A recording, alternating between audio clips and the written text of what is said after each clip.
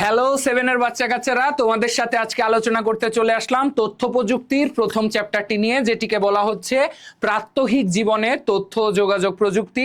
আমরা আজকে চ্যাপ্টারটিতে দেখব তোমাদের বইয়ের জন্য পাশাপাশি যে প্যারালাল জিনিসটা তোমাদেরকে হ্যান্ড নোট হিসেবে আমরা প্রোভাইড করব, সেই হ্যান্ড নোটটি থেকে তোমরা ইনশাআল্লাহ শতভাগভাবে এসকিউ এবং তারই সাথে এমসিকিউ কমন পাবে। তবে আমি বারবার বলি যে বইয়ের কোনো বিকল্প নেই, তুমি এই নোটটিকে বইয়ের পাশাপাশি একটি সাহায্যকারী পিডিএফ হিসেবে ধরতে পারো। আমাদের প্রথম চ্যাপ্টারটি হচ্ছে প্রাত্যহিক জীবনে তথ্য ও যোগাযোগ প্রযুক্তি। এটি বলতে আসলে কি বোঝানো হচ্ছে? প্রাত্যহিক শব্দের অর্থ হচ্ছে দৈনন্দিন জীবনে আমরা যখন যে ডিভাইসটি ইউজ করছি সেটির ভিত্তিতে তথ্য প্রযুক্তিকে একটু পরিমাপ করে দেখা। তো চলো একটু শুরু করি। সবার প্রথমে তুমি দেখতে পাচ্ছ যে ব্যক্তিগত যোগাযোগ রয়েছে, কিন্তু তার আগে মানুষের প্রয়োজনে যে আকৃতি অনুসারে আমাদের চাহিদা অনুসারে ডিভাইসগুলাও নিজেদেরকে পরিবর্তন করেছে তার প্রমাণ তুমি দেখতে পাচ্ছ যে ডেস্কটপ ছিল, এখন নোটবুক এসেছে। আগে ল্যাপটপ ছিল, সেখান থেকে এখন স্মার্টফোনের জনপ্রিয়তা অনেক অনেক পরিমাণে বেশি। ব্যক্তিগত যোগাযোগের জন্য আমরা কিন্তু মোবাইল টেলিফোন ইউজ করছি, তুমি দেখতে পাচ্ছ। তথ্য প্রযুক্তি ব্যবহারের প্রথম উদাহরণ হতে পারে ব্যক্তিগত যোগাযোগের জন্য এর অন্যতম মাধ্যম হচ্ছে মোবাইল ফোন। আমাদের এমন কোনো মানুষ দুনিয়াতে এখন খুঁজে পাওয়া কষ্টকর, আনলেস বন জঙ্গলে থাকে, যে তাদের কাছে কোনো স্মার্টফোন নেই। তার মানে তুমি বুঝতে পারছো যে এই স্মার্টফোনের গুরুত্বটা অনেক অনেক বেশি। কিন্তু তার পরবর্তীতে বিনোদন এবং আইসিটির জন্য তথ্য প্রযুক্তি নির্ভর বিভিন্ন বিনোদন যন্ত্র, স্মার্টফোন এবং কম্পিউটার ইত্যাদি কি করে থাকে বলতো? আমরা কিন্তু ব্যবহার করে থাকি, এবং আমাদের দৈনন্দিন যে বিনোদন সেই বিনোদনের জন্য কিন্তু আমরা এই আইসিটিটাকে কাজে লাগাচ্ছি। পরবর্তীতে সবচেয়ে গুরুত্বপূর্ণ যদি বলি সেটা হচ্ছে জিপিএস, গ্লোবাল পজিশনিং সিস্টেম। এই জিনিসটা কিন্তু কি বলছে বলতো? গ্লোবাল পজিশনিং সিস্টেম, এটি পথঘাট চিনতে বা কোনো কিছুর একটা লোকেশন জানতে ব্যবহার করা হয়। ধরো জিপিএস লাগানো আছে একটা গাড়িতে, তুমি অপর একটা জায়গায় বসে এটি চিন্তা করতে পারবা যে এই গাড়িটি ঠিক কোন জায়গায় রয়েছে। তার মানে তুমি নিশ্চিন্তে বুঝতে পারছো যে এই যে গ্লোবাল পজিশনিং সিস্টেম, এটিও কিন্তু আমাদের আইসিটির একটি আশীর্বাদ বলা চলে। তার পরবর্তীতে রয়েছে ই বুক রিডার। তোমরা অনেকে বই প্রেমী রয়েছো, সেই বই প্রেমীরা বই পড়ার জন্য কিন্তু একটা ইবুক রিডার কিনে নিতে পারো। তো ইবুক রিডার আমাদের ইলেকট্রনিক বুক পড়ার ডিভাইস। আমিও কিন্তু পিডিএফ বই অনেক অনেক পড়ি। তো পিডিএফ এর ক্ষেত্রে আমি যদিও ইবুক রিডার ইউজ করি না, আমি ট্যাবলেট ইউজ করি। তো ইবুক রিডার কিন্তু একটা ভালো পদ্ধতি হতে পারে যেখানে পুরো বইয়ের বিশ্বকোষ রয়েছে। সো সেখান থেকে তুমি কিন্তু পড়তে পারো। ইন্টারনেটের জন্য যদি বলি, বিশ্বব্যাপী ছড়িয়ে থাকা অসংখ্য কম্পিউটারের তৈরি নেটওয়ার্ককে বলা হচ্ছে ইন্টারনেট। আমাদের এই তথ্য প্রযুক্তির যুগে এসে সবচেয়ে যেই জিনিসটা আমাদেরকে সামনের দিকে এগিয়ে দিয়েছে সেটি হচ্ছে ইন্টারনেট। ইন্টারনেট না থাকলে এই যে আমি এখন এখানে লেকচার দিচ্ছি, এই লেকচারটি তুমি তোমার বাসায় বসে শুনতে পেতে না, কারণ আমাদের কাছে ফেসবুক নামক জিনিসটা থাকতোই না, বা আমাদের যে যোগাযোগের মাধ্যম, যেহেতু আমরা online education platform, that's why আমাদের জন্য কিন্তু বা সবার জন্যই এখন তোমার জন্য তোমার শেখাতে এটি সাহায্য করছে। তার মানে তুমি বুঝতে পারছো যে ইন্টারনেট কতটা গুরুত্বপূর্ণ। ইন্টারনেটের মাধ্যমে যা করা যায়, যেমন অনলাইনে খাবার অর্ডার দেওয়া যায়, এই যে ফুড পান্ডায় অর্ডার দাও, এইরকম ইমেল ব্যবহার করা, তুমি জিমেইলে তুমি কিন্তু মেইল করো, ঠিক আছে? এখন অফিসিয়াল অনেক কথাবার্তা ইমেইলের মাধ্যমে হয়। তারপরে ট্রেনের টিকিট বুক করা, ঈদে বাসায় যাচ্ছ, 4, 5, 7, 8 বছর আগে থেকে কি হবে, 8 বছর বলছি, 4, 5, 7, 8 দিন আগে থেকে কি করে, এইরকম ট্রেনের টিকিট বুক করে দেয়।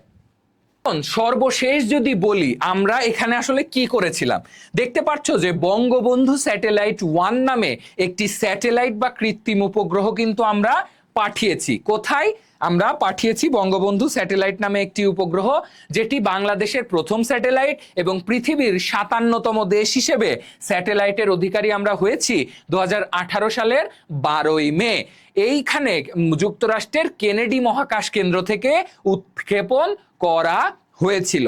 তার মানে বাংলাদেশ হচ্ছে পৃথিবীর 57তম দেশ, এবং 12ই মে 2018 সালে যুক্তরাষ্ট্রের কেনেডি মহাকাশ কেন্দ্র থেকে এই স্যাটেলাইটটি উড়ান দিয়েছিল, এবং এটি এখনো আমাদের ইউজ করা একমাত্র স্যাটেলাইট। তার পরবর্তীতে যদি একটু দেখি যে কর্মক্ষেত্রে বা কাজের জায়গায় আইসিটি কিভাবে ভূমিকা রাখছে, সবার প্রথমে যেটি আসছে সেটা হচ্ছে কাগজবিহীন ভর্তি প্রক্রিয়া। মানে অ্যাডমিশন টেস্ট একসময় ছিল যে হাতে লিখে জমা দেয়া, ফর্ম পূরণ করা, তার পরবর্তীতে আবার টাকাটা ওইভাবে দেওয়া, অনেক হ্যাসেল ছিল। যেই বিশ্ববিদ্যালয়ে অ্যাপ্লাই করতেছি ওই বিশ্ববিদ্যালয়ে যে টাকা জমা দিয়ে সেইখানে অ্যাডমিশন টেস্টের জন্য অ্যাডমিট কার্ড নেওয়া, ব্লা ব্লা ব্লা ব্লা, বহুত প্রসেস ছিল। কিন্তু 2009 সালে শাহজালাল বিজ্ঞান ও প্রযুক্তি বিশ্ববিদ্যালয়ে সর্বপ্রথম এই কাগজবিহীন ভর্তি প্রক্রিয়াটি শুরু হয়। কিভাবে? অনলাইনে। ঠিক আছে, তার পরবর্তীতে কাগজবিহীন ও বিশ্ববিদ্যালয় বা ভর্তি প্রক্রিয়া যখন আমরা সাকসেসফুলি করতে সক্ষম হলাম, তার পরবর্তীতে আমরা করে ফেলছি কি কাগজবিহীন অফিস। এটা বাংলাদেশের পার্সপেক্টিভে ভর্তিটা এখানে হয়েছে। পরবর্তীতে তোমাকে দেখতে হবে কাগজবিহীন অফিসের ধারণাটা গ্লোবালি কেমন হয়েছিল। কাগজবিহীন অফিস সম্পর্কে প্রথম ধারণা পাওয়া যায় বিজনেস উইক নামক ম্যাগাজিনে 1975 সালে। তার মানে 1975 সালে বিজনেস উইক নামক একটা জায়গায় সেখানে কাগজবিহীন তোমার অফিস সম্পর্কে ধারণা দেওয়া যায়। তোমাকে আবারও আমি বলছি, এখানে আমরা যে হ্যান্ড নোটটি তোমাকে প্রোভাইড করছি এটা কিন্তু বইয়ের প্যারালালি পড়তে হবে বা বইয়ের সাথে সাথে বা বইয়ের পাশে পাশে পড়তে হবে। এইখানে যে লাইনগুলো দেখছো এগুলা কিন্তু বইয়ের বাইরের লাইন না, বইয়ের সব থেকে গুরুত্বপূর্ণ লাইন। সো তুমি এটি চোখ বুলাইলে হয়ে যাবে ইনশাআল্লাহ। তারপরও পড়াতে তো কোনো না নাই, তোমার যত খুশি তুমি পড়তে পারো। অনলাইন ব্যাংকিং, ব্যাংকের সাথে তার পরবর্তীতে অনলাইন ব্যাংকিং। এখন মানুষ ব্যাংকে খুব কম যায়, এখন এনপিএসবি বা বিএফটিএন এই ধরনের জিনিসগুলা কিন্তু ব্যাংকের অ্যাপের মাধ্যমেই করা যায়। অনলাইন ব্যাংকিং এর ক্ষেত্রে ব্যাংকের সাথে গ্রাহকের যোগাযোগ থাকতো এবং গ্রাহক সেবার প্রায় সকল কার্যক্রম বর্তমানে অনলাইনে সংগঠিত হচ্ছে। এর সুবিধা যেগুলো রয়েছে যে দেখো, অনলাইনের মাধ্যমে অ্যাকাউন্ট পরিচালনা, অনলাইনের মাধ্যমে তহবিল স্থানান্তর মানে টাকা পাঠানো, বিভিন্ন বিল পরিশোধ করা, ধরো বিদ্যুৎ বিল পরিশোধ করবা অনলাইনের মাধ্যমে, বা ব্যালেন্স চেক করা যে আমার আসলে টাকা আছে কত। আমি তোমাকে কেন বললাম যে এটা এসকিউ প্লাস এমসিকিউ এর জন্য, দেখো এখান থেকেই উঠাই দিবে, এমসিকিউ হয়ে যাবে, এখান থেকেই তোমাকে বলবে যে অনলাইন ব্যাংকিং সম্পর্কে লিখো বিস্তারিত, তো এতটুকু লিখে দিলেই তো হবে, এতগুলি কাজ এখানে দেওয়া আছে। তার পরবর্তীতে আমরা যদি যাই যে কর্মক্ষেত্রে আইসিটির জন্য কি বলছে, যে ইলেকট্রনিক ভোটিং মেশিন মানে ভোট দেওয়ার জন্য একটি প্রযুক্তি, ইভিএম ইলেকট্রনিক ভোটিং মেশিন, যেটি বাংলাদেশের প্রযুক্তিবিদেরা তৈরি করেছিলেন। এখানে ভোট দেওয়া এবং গণনার কাজটি কিন্তু করা হয়ে থাকে। ভার্চুয়াল অফিস, আমরা অনেকেই করোনার পর থেকে হোম অফিসের নাম শুনেছি, যে অনেকেই আমাদের কি করে, হোম অফিস করে, মানে বাসা থেকেই অফিস করে। তো তার পরবর্তীতে সশরীরে কর্মক্ষেত্রে উপস্থিত না হয়ে পরিচালিত অফিস, ভার্চুয়াল অফিস নিয়ে। ভার্চুয়াল অফিস সবার প্রথম আলোচনা হয়েছিল 1983 সালে এবং প্রথম চালু হয়েছিল 1994 সালে। কল সেন্টারের জন্য ফোন কলের মাধ্যমে কার্যক্রম পরিচালনা করে। কল সেন্টারে কর্মরত ব্যক্তি সেবাগ্রহীতার বিভিন্ন জিজ্ঞাসার জবাব দেয় এবং সেবা প্রদান করে সম্পূর্ণটি অনলাইনে। তোমরাও যখন আমাদেরকে কাস্টমার সেবা প্রতিনিধির কাছে ফোন দাও, তারা কিন্তু তোমাদের সাথে কথা বলে এবং তোমাদের সম্পর্কে মানে তোমাদের সমস্যার কথা শুনে এবং সেগুলি ম্যাডামকে জানায়, তারপরে সে অনুযায়ী কিন্তু সলভ হয়ে যায় কাজটি। কর্মক্ষেত্রে তার মানে এটিও কি অনলাইনের একটা ব্যবহার। কর্মক্ষেত্রে যে রোবটের ঘটনা, যে বিপজ্জনক কাজগুলোতে, দেখো একটা সময় ছিল যে অনেক মেশিন হয়েছে, ওই মেশিনের মধ্যে মানুষের হাত ঢুকে গেছে বা পা ঢুকে গেছে বা মাথা বা কোনো শরীরের কোনো একটা অংশ ঢুকে যাওয়ার কারণে একটা মর্মান্তিক দুর্ঘটনার সৃষ্টি কিন্তু ঘটেছে। তো এইরকম অনেক ধরনের কাজে কিন্তু কি করা যায় বলতো, অনেক ধরনের কাজে এখন ব্যবহার করা হচ্ছে রোবটকে। এবং এতে কি হয়, মানুষের একটা সময় পরে যে তার কি হয় বলতো, ক্লান্তি এসে যায়, কিন্তু এদের কিন্তু কোনো ধরনের ক্লান্তি বা একঘেয়ে লাগে না। তার পরবর্তীতে আমরা যদি আগাই, তা এই ক্ষেত্রে আমরা আরো দেখতে পাবো যে এরকম ড্রোন হয়েছে যেগুলিতে পাইলট লাগে না, চালকবিহীন কম্পিউটার নিয়ন্ত্রিত বিমান থাকবে, যুদ্ধ বিমানে কোনো পাইলটই থাকবে না, তার মানে মৃত্যু ঝুঁকি 0 কিন্তু ড্যামেজ 100%, তাই না? তো এগুলো মূলত পাইলটবিহীন ড্রোন। আর ই ক্লাসরুমের জন্য যেটি ব্যবহার করছে অনলাইন ক্লাসরুম বলা হয়, যেখানে একজন শিক্ষক তার ক্লাসরুমে পড়াচ্ছেন, জাস্ট লাইক আওয়ার সেটআপ। আমরাও কিন্তু অনলাইনে একজন শিক্ষক, আমি দাঁড়িয়ে পড়াচ্ছি, তোমরা পড়ছো, বা লাইভ ক্লাস যখন করো তখন কিন্তু এভাবে, বা এখন যখন রেকর্ড ভিডিওটি দেখছো সেম ভাবেই কিন্তু হচ্ছে। আর শিক্ষার্থীরা যে কোনো স্থানে বসে তথ্য প্রযুক্তির যন্ত্র ব্যবহার করে সেই ক্লাসে অংশগ্রহণ করে থাকে। তার মানে তোমার বলতে বাকি নাই যে এগুলি আসলে কতটি গুরুত্বপূর্ণ। ইলেকট্রনিক ফাইল যেগুলি রয়েছে, দ্রুত স্থানান্তরযোগ্য ফাইল, তথ্য প্রযুক্তির মাধ্যমে মুহূর্তেই এক অফিস থেকে অন্য অফিসে পাঠানো যায়। ধরো আগে কি হইতো, চিঠি লেখা লাগতো, চিঠি লেখা লাগতো, অফিসিয়াল চিঠি, তারপরে অনেক সিলগালা টিলগালা করে অমুক ব্যক্তির একটা বার্তাবাহকের হাতে দিয়ে তাকে অমুক অফিসে পাঠানো হতো যে জান ভাই দিয়ে আসেন, এইটা দিয়ে আসেন অমুক স্যারের কাছে বা তমুক ম্যাডামের কাছে। কিন্তু এখন কি করে, জাস্ট অমুক ম্যাডাম তমুক ম্যাডামের ইমেল অ্যাড্রেসটা নেয়, পোলাইটলি একটা অফিসিয়াল ইমেল বডি তৈরি করে, স্ট্রাকচারালি ইমেলটা লেখে এবং দেন সেন্ড, এক ট্যাপে পৌঁছে গেল অমুক ম্যাডাম তমুক স্যারের কাছে, বুঝছো? তার পরবর্তীতে ইলেকট্রনিক ফাইল, এখানে তুমি হচ্ছে পিডিএফ, এই যে পিডিএফ দেখতে পাচ্ছ, এই পিডিএফটা তোমরা যখন পেয়ে যাবা লিংকের সাহায্যে, তার মানে এটা মুহূর্তেই কিন্তু সারা বাংলাদেশে আমাদের পেইড ব্যাচের শিক্ষার্থীরা পেয়ে যাচ্ছে, ঠিক আছে?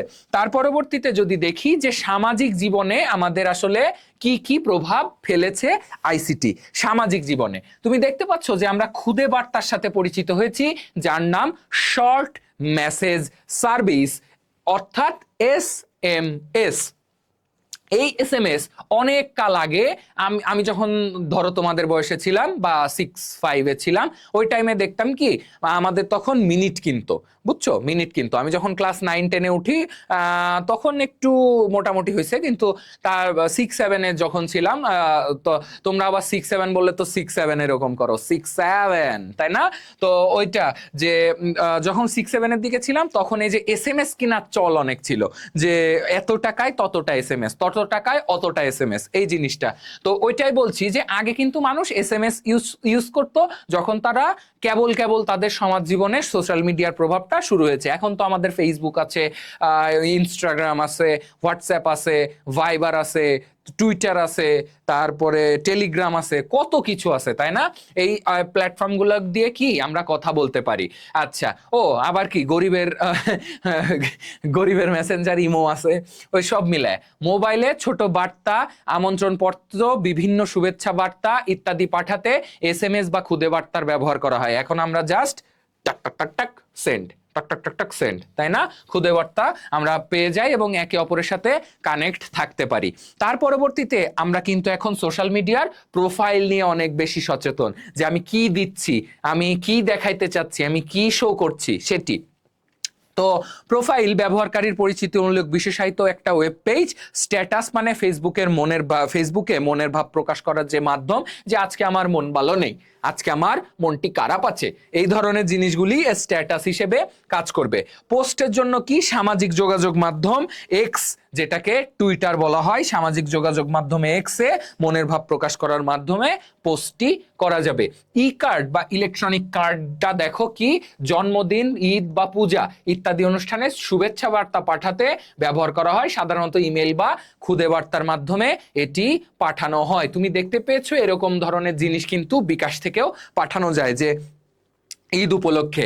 তো যেহেতু এরকম পাঠানো যায়, এই কার্ডগুলি কিন্তু খুবই মজাদারও বটে, মানে দেখতে সুন্দর লাগে, আকর্ষণীয়, মজাদার ইন আ সেন্স যে আকর্ষণীয়।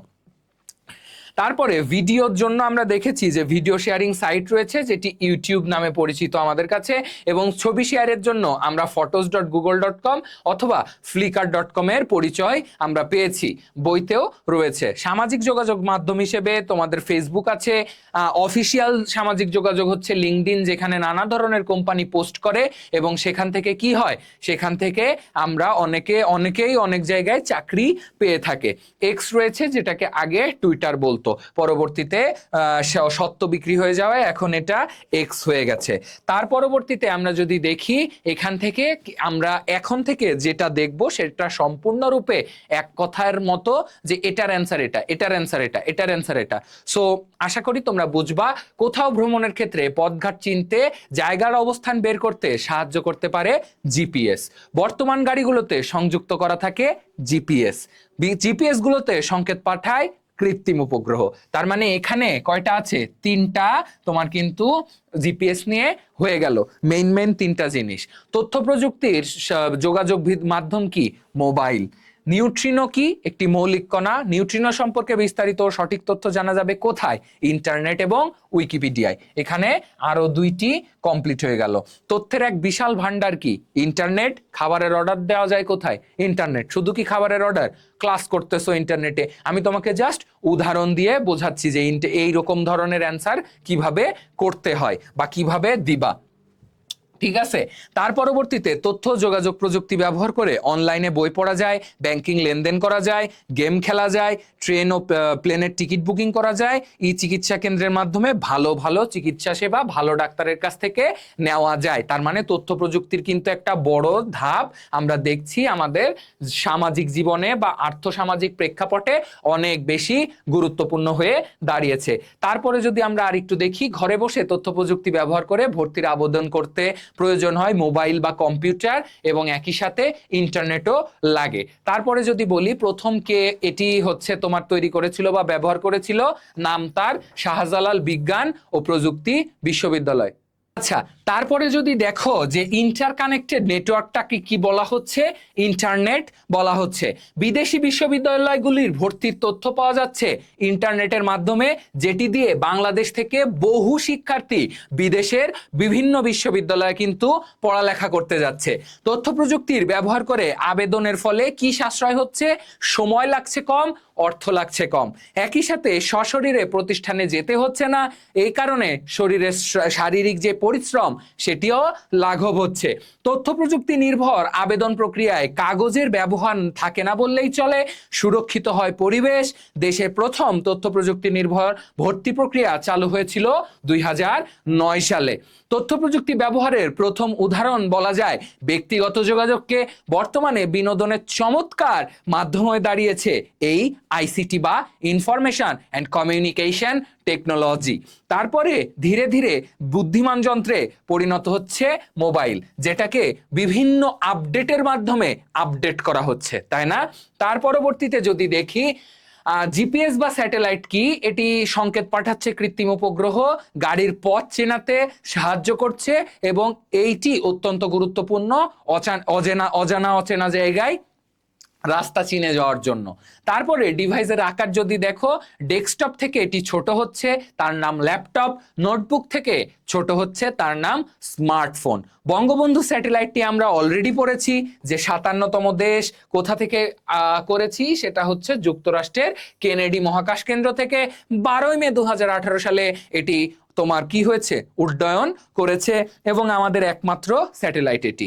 ডিভাইসের আকার যদি বলি, এটি তো বলেছি অলরেডি। নেটওয়ার্ক যদি দেখি, ইলেকট্রনিক চিঠি আদান প্রদানে ব্যবহৃত হচ্ছে ইমেল, পথের ঠিকানা খুঁজে বের করতে সাহায্য করছে জিপিএস, পৃথিবীতে যোগাযোগ রক্ষা করতে ব্যবহৃত হচ্ছে কম্পিউটার নেটওয়ার্ক। নিত্য ব্যবহারের জন্য দৈনন্দিন জীবনের প্রতিটি মুহূর্তে আমরা তথ্য প্রযুক্তি ব্যবহার করছি। ছবি প্রিন্ট করতে ইউজ করছি প্রিন্টার এবং ইবুক রিডারে পড়া যাচ্ছে বই, এটা আমরা কিন্তু অলওয়েজ জানি। তার পরবর্তীতে যদি দেখি, ঘরে বসে বইয়ের অর্ডার দিতে পারছি কিসের সাহায্যে? ইন্টারনেটের সাহায্যে। ডাক্তারের খোঁজ খবর নেওয়া যায় কিসের সাহায্যে? ই চিকিৎসা কেন্দ্রের সাহায্যে। যোগাযোগের সাথে সম্পর্কিত কম্পিউটার নেটওয়ার্ক ও মোবাইল ফোন, এই দুটি না থাকলে আমরা এক জায়গা থেকে আরেক জায়গায় কি যোগাযোগ করতে পারতাম না। কাগজবিহীন অফিসে ফাইল বা লেখা আদান প্রদানের মাধ্যম হিসেবে ব্যবহার করা হচ্ছে কম্পিউটারকে। প্রিন্টারের মাধ্যমে কাগজে লেখার কালি হিসেবে ব্যবহৃত হচ্ছে টোনার। কি ইউজ হচ্ছে? টোনার। প্রথম কাগজবিহীন ভর্তি প্রক্রিয়া শুরু হয়েছিল শাহজালাল বিজ্ঞান প্রযুক্তি বিশ্ববিদ্যালয় 2009 সালে। বাংলাদেশের প্রযুক্তিবিদদের অবদান কি? ইভিএম বা ইলেকট্রনিক ভোটিং মেশিন। কাগজবিহীন অফিস সম্পর্কে প্রথম প্রবন্ধ ছাপা হয়েছিল বিজনেস উইক ম্যাগাজিনে 1975 সালে। বর্তমানে অনেক অফিসই এই কাগজবিহীন অফিসে রূপান্তরিত হয়েছে। বর্তমানে ব্যাংক গ্রাহকের সকল কাজকর্ম সম্পন্ন হচ্ছে অনলাইনে। ব্যাংকিং কার্যক্রম পরিবর্তনের মূল চাবিকাঠি হচ্ছে এই অনলাইন ব্যাংকিং। তার মানে আমরা ছোট ছোট করে পড়ছি কিন্তু খুব ইনসাইটফুল জিনিস দেখছি। ভার্চুয়াল অফিসের ক্ষেত্রে ধারণা এসেছিল 1983 সালে। প্রথম ভার্চুয়াল অফিস শুরু হয়েছিল 1994 সালে। সশরীরে উপস্থিত না থেকে অফিসের কাজ করাকে বলা হচ্ছে কি? Virtual office. সাধারণ অফিস থেকে কাজের বেশি সুযোগ থাকে ভার্চুয়াল অফিসে। ভার্চুয়াল অফিস চলে কত ঘন্টা? 24 ঘন্টা। অফিসের জন্য বড় কোনো বিল্ডিং এর প্রয়োজন হয় না। কোথায়? ভার্চুয়াল অফিসে। ঘরে বসে স্বাধীনভাবে কাজের সুযোগ দেয় তথ্য ও যোগাযোগ প্রযুক্তি। এর ক্ষেত্রটা কি? সারা পৃথিবী বাসায় বসে ইন্টারনেটে টাকা অর্জন করার প্রয়োজন দক্ষতা, এবং এই স্কিল দিয়ে তুমি বাসায় বসেই টাকা ইনকাম করতে পারবা। ভার্চুয়াল অফিস, কল সেন্টার ইত্যাদি প্রতিষ্ঠা করা সম্ভব হচ্ছে আইসিটির কল্যাণে। ইন্ডাস্ট্রিতে বিপজ্জনক যান্ত্রিক কাজ দেখতে পাচ্ছ উপরে রয়েছে, ইন্ডাস্ট্রিয়াল রোবট দিয়ে করা হয়। বড় বড় কলকারখানায় শ্রমিকের বিকল্প হিসেবে কাজ করছে রোবট। একঘেয়ে বিপজ্জনক কাজগুলো ভালোভাবে করতে পারছে কে? রোবট। যেটি করতে আগে মানুষের ঘাম ছুটে যেত সেটি একদম ইজিলি করে দিচ্ছে। বিশাল বিশাল ক্ষেত্রকে নিয়ন্ত্রণ করছে কে? কম্পিউটার। যুদ্ধ বিমানগুলো পরিচালিত হচ্ছে এখন ড্রোন দ্বারা। অফিসের মিটিংগুলো হচ্ছে কনফারেন্সের মাধ্যমে। সারা দেশের অসংখ্য শিক্ষার্থী অংশগ্রহণ করছে ই ক্লাসরুমে। অফিসের অ্যাকাউন্টিং সংক্রান্ত কাজগুলো হচ্ছে কি? সহজ হয়েছে তথ্য প্রযুক্তির কারণে। অফিসের গুরুত্বপূর্ণ কাজগুলি মুহূর্তেই করা যাচ্ছে কম্পিউটার দ্বারা। অফিসের মিটিংগুলো কনফারেন্সে হচ্ছে, ই ক্লাসরুমে যুক্ত হচ্ছে। দ্রুত এক অফিস থেকে অন্য অফিসে পাঠানো যাচ্ছে ইলেকট্রনিক ফাইল দিয়ে। সামাজিক কর্মকাণ্ড সহজ করেছে সামাজিক যোগাযোগ মাধ্যম বা সামাজিক যোগাযোগ সাইট বলা হচ্ছে। কাগজের আমন্ত্রণপত্র ছাড়াও দাওয়াত দেওয়া যাচ্ছে মুঠোফোনের খুদে বার্তায়। এসএমএস এর অর্থ কি? খুদে বার্তা। দূরে থাকা ব্যক্তিকে শুভেচ্ছা পাঠানো যায় কিসের মাধ্যমে? ই কার্ডের মাধ্যমে। ই কার্ড পাওয়া যায় ইন্টারনেটের মাধ্যমে। তার পরবর্তীতে যদি দেখি বিশেষ চাহিদা সম্পন্নদের আইসিটিটা কি? শ্রবণ প্রতিবন্ধীদের ভাব বিনিময় করতে পারে এসএমএস এর মাধ্যমে। কথা বলা সফটওয়্যারের মাধ্যমে কম্পিউটার বা মোবাইল ফোন ব্যবহার করতে পারে দৃষ্টি প্রতিবন্ধীরা। তার মানে সবার জন্যই কি আইসিটিটা ব্যবহারযোগ্য হয়ে দাঁড়াচ্ছে। ছবি সংরক্ষণের জন্য ফ্লিকার রয়েছে। ইন্টারনেটে ছবি আপলোড করার একটি সাইট হচ্ছে ফটোস, যেটা গুগল ফটোস নামে পরিচিত। ভিডিও শেয়ারিং সাইট হচ্ছে youtube.com। যোগাযোগ মাধ্যমের ক্ষেত্রে তুমি দেখতে পাচ্ছ টেলিগ্রাফ রয়েছে, টেলিফোন রয়েছে এবং মোবাইল রয়েছে। সামাজিক যোগাযোগ মাধ্যম সাইটগুলো গড়ে উঠেছে ইন্টারনেটে।